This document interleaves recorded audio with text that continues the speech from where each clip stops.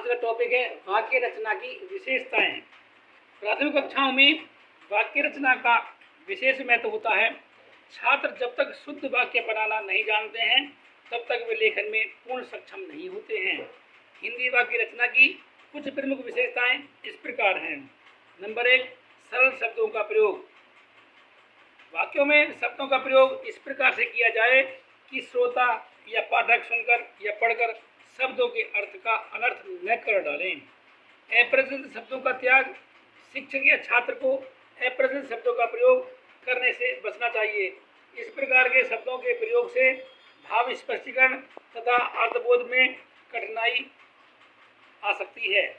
भाषा प्रवाह। वाक्य रचना का मुख्य गुण भाषा प्रवाह है। यदि भाषा प्रभावपूर्ण होती है तो विषय वस्तु के प्रति रोचकता बनी रहती है। छात्र एवं शिक्षक पढ़ाने एवं पढ़ने से ऊबते नहीं हैं। अर्थपूर्ण शब्दों का प्रयोग। वाक्य रचना में जिन शब्दों का प्रयोग किया जाए वे इतने अर्थपूर्ण हों कि शिक्षक एवं छात्र के अभिप्राय को पूर्ण कर सकें तथा उन्हें पढ़कर या सुनकर समझने में कठिनाई न हो। वाक्य में लाघव। भाषा का विशिष्ट गुण लाघव है। लाघव से भाषा का सौंदर्य बढ़ जाता है। शब्दों का क्रम। वाक्य बनाते समय शब्दों के क्रम का विशेष ध्यान रखा जाए। वाक्य में शब्द भाव एवं विषय का उचित प्रतिपादन करने वाले होने चाहिए। स्पष्टता, क्लियरिटी जिसे बोलते हैं। वाक्य में ऐसे शब्दों का प्रयोग किया जाए जो वाक्य के अर्थ को स्पष्ट करते हों। मधुरता। वाक्य में कटु शब्दों का कम से कम प्रयोग होना चाहिए। जिस वाक्य में शुद्ध, मधुर तथा उच्चारण सुलभ शब्दों का जितना अधिक समावेश होगा वह वाक्य उतना ही सुंदर होगा। केवल वीर एवं रौद्र रस में ही अपवाद रूप में कर्ण कटु शब्दों का प्रयोग किया जा सकता है। निर्देशानुसार छोटे छोटे वाक्य रचना का अभ्यास। शिक्षक द्वारा निर्देशानुसार छोटे छोटे वाक्यों की रचना का अभ्यास छात्रों को निम्नलिखित प्रकार से कराया जा सकता है। नंबर 1, गद्य शिक्षण में। गद्य शिक्षण के समय शिक्षक छात्रों को वाक्य रचना का अभ्यास निम्नलिखित प्रकार से सिखाया जा सकता है। नंबर 1, शब्दों की व्याख्या करते समय वाक्य प्रयोग करना सिखाकर। नंबर 2, पठित अर्थ का सारांश लिखवाकर। नंबर 3, मिश्रित तथा संयुक्त वाक्यों का सरल वाक्यों में परिवर्तन करवाकर। नंबर 4, बोध परीक्षा प्रश्न तथा वस्तु विशेषण एवं प्रश्नों के उत्तर पूरे वाक्यों में लिखवाकर। नंबर 2, मौखिक तथा लिखित रचना में मौखिक वाचन तथा लेखन के समय शिक्षक छात्रों को शुद्ध, सरल, स्पष्ट तथा संक्षिप्त वाक्यों में अपने भाव अभिव्यक्त करने के लिए प्रेरित करके वाक्य रचना का अभ्यास करा सकते हैं।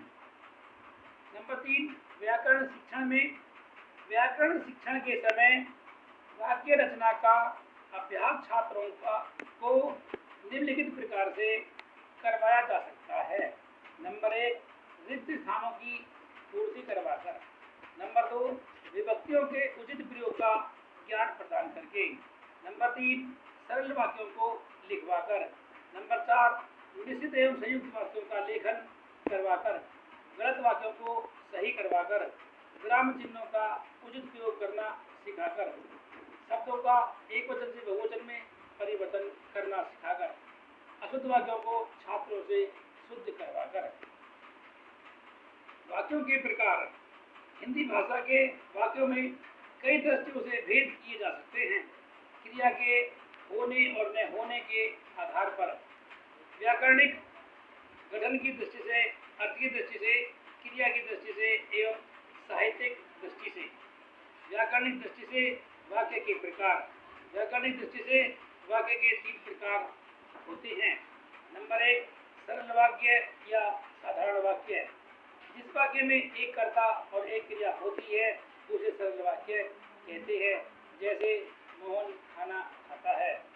इसमें मोहन कर्ता उद्देश्य का खाना खाता है विधेय है।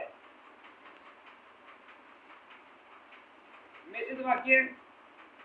जिस वाक्य में एक मुख्य वाक्य के साथ एक या अधिक उपवाक्य होते हैं उसे मिश्रित वाक्य कहते हैं। जैसे पुलिस अधीक्षक की आज्ञा पाते ही सभी जवान आगे बढ़ गए। इस वाक्य में सभी जवान आगे बढ़ गए प्रधान उपवाक्य है और पुलिस अधीक्षक की आज्ञा पाते ही अधीन उपवाक्य है। संयुक्त वाक्य, जिस वाक्य में दो या अधिक प्रधान उपवाक्य हों उसे संयुक्त वाक्य कहते हैं। जैसे राम कक्षा में गया परंतु वहां मोहन नहीं था, इसमें दो वाक्य हैं। राम कक्षा में गया, इन दोनों के मेल से संयुक्त वाक्य बना है। अर्थ के आधार पर वाक्य के प्रकार, अर्थ के आधार पर वाक्य के 8 प्रकार होते हैं। विधिवाचक वाक्य, जिस वाक्य में किसी बात के होने का बोध होता है उसे विधिवाचक वाक्य कहते हैं। जैसे हरि आगरा गया था। निषेधवाचक वाक्य, जिस वाक्य में किसी बात के न होने का आभास मिलता है उसे निषेधवाचक वाक्य कहते हैं। जैसे हरि आगरा नहीं गया था। आज्ञासूचक वाक्य, जिस वाक्य में किसी प्रकार की आज्ञा देने का आभास होता है, जैसे खाना खाओ। प्रश्नवाचक वाक्य, वे वाक्य जिनमें कुछ जानने की इच्छा प्रकट की जाती है, जैसे क्या तुम आगरा जाओगे।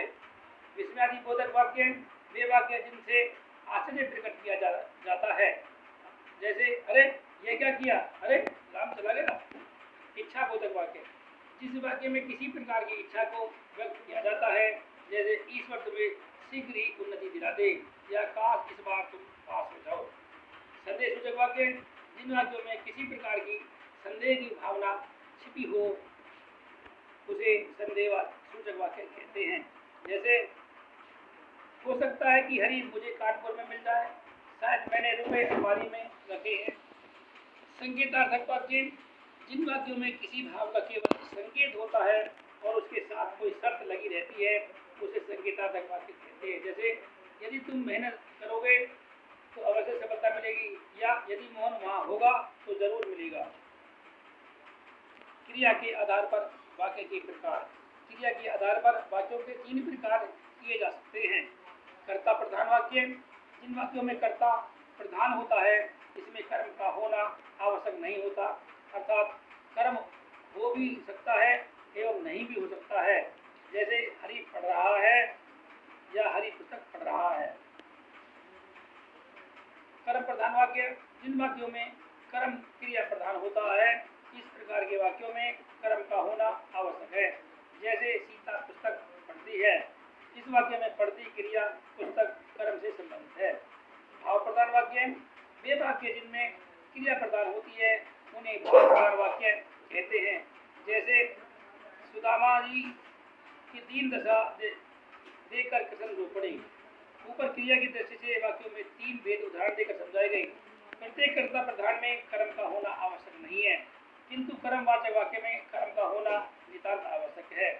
भाव प्रधान वाक्यों में स्वयं क्रिया ही प्रधान रहती है, जैसे विदाई के समय उससे बोला नहीं गया। साहित्यिक दृष्टि से वाक्य के प्रकार, साहित्यिक दृष्टि से वाक्य 3 प्रकार के होते हैं। संयत वाक्य, ऐसे वाक्य जो आदि से अंत तक पाठक की जिज्ञासा को बनाए रखते हैं तथा भावों के स्पष्टीकरण में समर्थ होते हैं, संयत वाक्य कहलाते हैं। जैसे भारत में हिंदू मंदिरों में, सिख गुरुद्वारों में, ईसाई गिरजाघर में एवं मुसलमान मस्जिदों में पूजा करते हैं।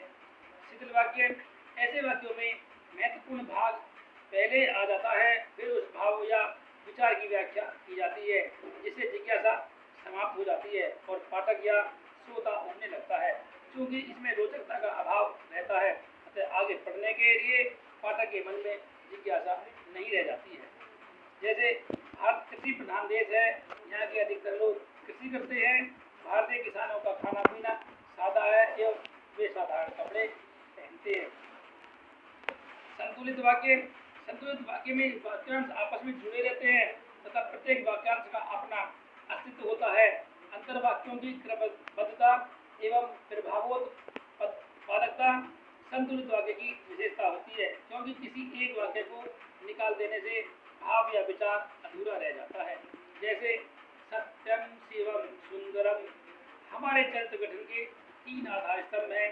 अमुक वाक्य में क्रमबद्धता एवं प्रभावोत्पादकता दोनों ही गुण विद्यमान है। किसी एक शब्द को वाक्य से हटाने से ही विचार अधूरा रह जाएगा। ये था हमारा आज का वाक्य की विशेषताएं, वाक्य लेखन की विशेषताएं।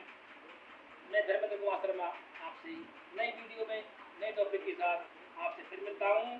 तब तक के लिए नमस्कार।